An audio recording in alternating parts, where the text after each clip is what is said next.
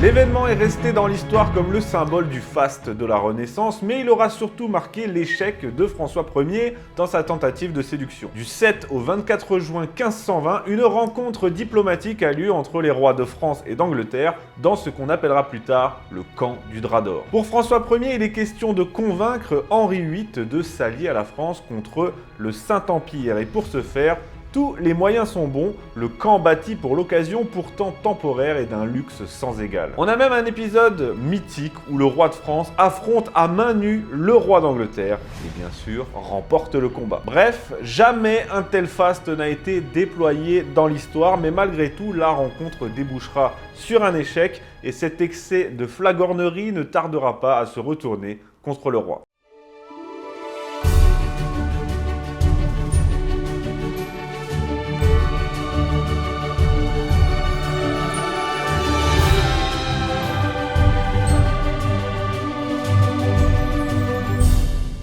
Le camp du Drap d'Or, c'est la fête la plus chère de l'histoire et c'est principalement ce que la légende retiendra. Mais à l'origine, cette rencontre entre le roi de France et d'Angleterre avait un but diplomatique bien précis. En 1519, François Ier, roi de France depuis 4 ans et tout auréolé de sa victoire à Marignan, dépense des sommes folles pour se faire élire empereur du Saint-Empire. Parce que oui, l'empereur Maximilien Ier vient de mourir et deux hommes principalement s'affrontent pour hériter de sa couronne, François Ier d'un côté et Charles, roi d'Espagne, petit-fils de Maximilien, plus connu sous le nom de Charles Quint. Il faut bien se figurer qu'à cette époque, le Saint-Empire est un enjeu majeur. Il s'étend sur le nord de l'Italie, l'Allemagne bien sûr, l'Autriche, la Belgique, les Pays-Bas, la Suisse et même les villes françaises de Lille et Strasbourg. Alors il est question pour les deux hommes, comme dans toute bonne élection qui se respecte, de soudoyer au maximum les princes électeurs. Alors Charles, pour ce faire, dépense 2 tonnes d'or et François Ier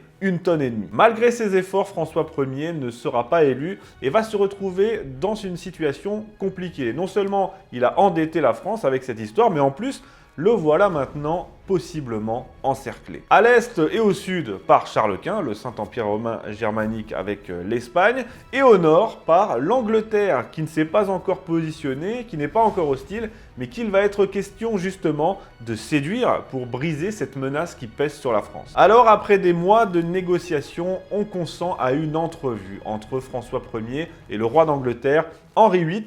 De cette entrevue dépendra le sort de la France et de sa place en Europe. La rencontre est prévue dans le nord de la France, près de Calais, à mi-chemin entre Ardres, ville française, et Guînes, qui à l'époque était anglaise, vu que les Anglais possédaient le Calaisie. À cet endroit, les deux souverains vont faire bâtir 2 camps éphémères, mais vont s'évertuer à y déployer toute leur magnificence, c'est ce qu'on appellera le camp du Drap d'Or. Pour François Ier, je l'ai déjà dit, il est question de s'assurer l'alliance et l'amitié du roi d'Angleterre afin de faire face à l'inévitable guerre qui se prépare avec Charles Quint.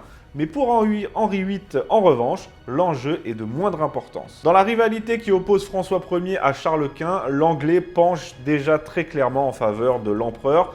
Il sait qu'il ne peut pas perdre un allié commercial dans les Pays-Bas et surtout, il compte bien prendre appui sur ses possessions en France à Calais pour étendre son domaine. Mais néanmoins, à l'occasion de cette rencontre, il entend bien montrer à François Ier que sa petite cour anglaise n'a rien à envier à la sienne. Ainsi, pendant 18 jours, les deux pays vont étaler tout leur face, se lancer dans une sorte de course à la splendeur pour s'impressionner l'un l'autre. Des milliers d'artisans, de forgerons, de bâtisseurs vont faire parler tout leur savoir-faire pour impressionner le camp adverse. Et il faudra tout emporté sur place. Dans chaque camp, 3000 personnes sont invitées, l'entourage royal, les nobles, le clergé, les officiers, et si on compte les ouvriers, on arrive à près de 12 000 personnes, tout ça réuni en séjour dans les plaines des Flandres. Côté français, on a choisi le thème du camping, alors parce qu'on installe un camp composé de tentes. Attention, quand je vous parle de tentes, c'est pas la tente Quechua qui se déploie en 4 secondes. Ces tentes sont toutes plus luxueuses les unes que les autres.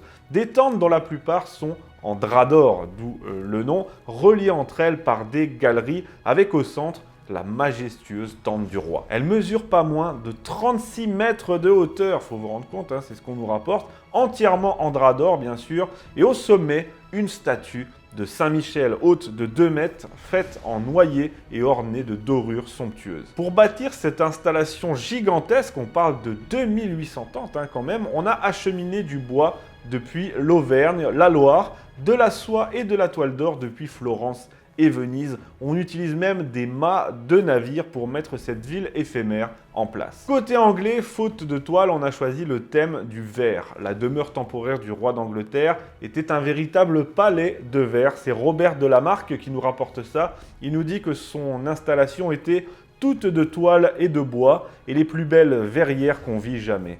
Car la moitié de la maison estoit toute de verrières et vous assure qu'il y faisoit bien clair. On a aussi fait construire côté anglais une œuvre splendide. 2 arbres artificiels censés symboliser l'amitié entre les 2 rois, framboisier pour François et aubépine pour Henri.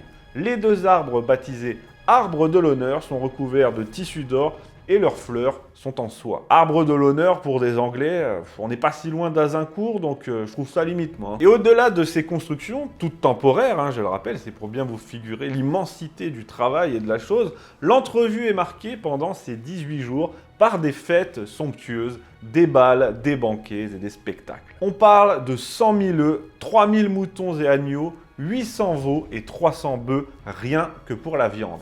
Et pour ce qui est de la boisson, vous inquiétez pas, il y a ce qu'il faut aussi. On a prévu 66 000 litres de bière et 200 000 litres de vin, avec notamment, côté anglais, carrément, des fontaines à vin qui ont été installées. J'aurais bien aimé y faire un tour. Le roi d'Angleterre a même fait venir 2 singes recouverts de feuilles d'or que lui avait offert le sultan ottoman, et on raconte que François Ier appréciait beaucoup jouer avec eux. Et inutile de vous préciser que tous les invités avaient reçu pour mot d'ordre de revêtir leurs plus beaux habits.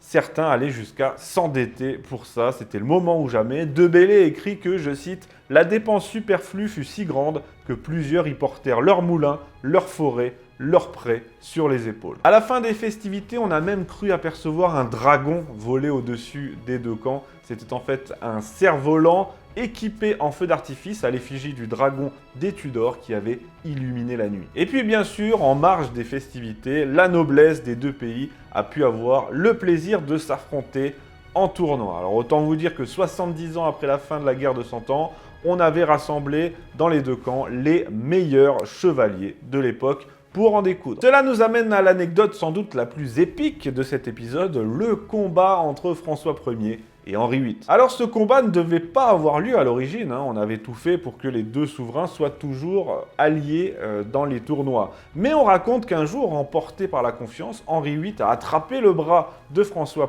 Ier et lui a dit « Mon frère, je veux lutter avec vous ». Il n'en fallait pas plus pour chauffer le roi de France. François Ier est un grand sportif, il pratique la lutte bretonne et en plus il fait 1,98 m, faut pas l'oublier. Donc François Ier accepte aussitôt, quand bien même tous les conseillers des 2 rois sont en panique. Le combat commence, Henri VIII saisit François Ier, tente de le faire chuter, mais celui-ci, très habile, fort sur ses appuis, parvient à se dégager. Alors le roi d'Angleterre est furieux, blessé dans son orgueil, il se rue sur le roi de France qui, avec un croc en jambe, le fait chuter lourdement à terre. Devant toute la chevalerie de l'époque rassemblée, Henri VIII s'était ridiculisé, il vient d'être humilié par le roi de France en combat singulier. Autant vous dire qu'il est furieux, il demande une revanche, mais c'est terminé. Il est temps d'aller souper. Moi, je l'aime bien, cette anecdote. Bon, vous allez me dire, on parle de combats, de festivités somptueuses, de constructions incroyables, grandioses, de banquets, de tournois. Mais à la base, on n'était pas là aussi pour parler un peu politique. Eh bien, c'est ce qui a eu lieu, heureusement, j'ai envie de dire, puisque à mi-chemin entre les 2 camps, français et anglais, se trouvait une grande tente pour les négociations. Alors, on a parlé de beaucoup de choses, des pensions royales, d'un projet de croisade, des corsaires français aussi, qui mettaient déjà à l'époque en PLS la marine anglaise, et on a parlé aussi bien sûr d'une hypothétique alliance entre la France et l'Angleterre contre Charles Quint. Et c'est là que tout s'est effondré, parce que malgré tous les efforts déployés dans les 2 camps, malgré tout le faste, malgré toutes les accolades, les déclarations d'amitié, eh bien les 2 souverains ne sont pas parvenus à un accord. Et c'est même pire que ça, parce que 2 semaines plus tard seulement, le très influent cardinal Wolsey organisera une rencontre bien moins fastueuse celle-ci, entre Henri VIII et Charles Quint. Et à l'occasion de cette rencontre, les 2 souverains vont conclure un pacte secret contre la France. Ça mènera plus tard à la guerre, à une attaque anglaise dans le nord de la France. Heureusement, la ville d'Arstre avait été fortifiée avec tout ce qui avait été récupéré de cette entrevue du Drap d'Or. Elle n'aura pas donc totalement servi à rien. Donc l'attaque anglaise, et puis sur un autre théâtre, le théâtre italien, ça débouchera sur la célèbre défaite de Pavie et François Ier finira prisonnier. Qu'est-ce que vous voulez que je vous dise? Les Anglais resteront des Anglais, peu importe le faste que vous déployez, d'autant que pour le coup, ça a eu l'effet inverse puisque François Ier est apparu comme un roi arrogant, supérieur et fanfaron. Malgré tout, cette fête marquera l'histoire. Pour une simple rencontre, elle aura mobilisé des milliers d'ouvriers, des villages entiers. On n'avait jamais vu un tel faste dans l'histoire. Elle est véritablement le symbole de cette renaissance éclatante. Mais surtout, ne l'oublions pas, le roi d'Angleterre s'est quand même pris une rouste à main nue contre le roi de France. Je pense que c'est l'information principale de cette histoire.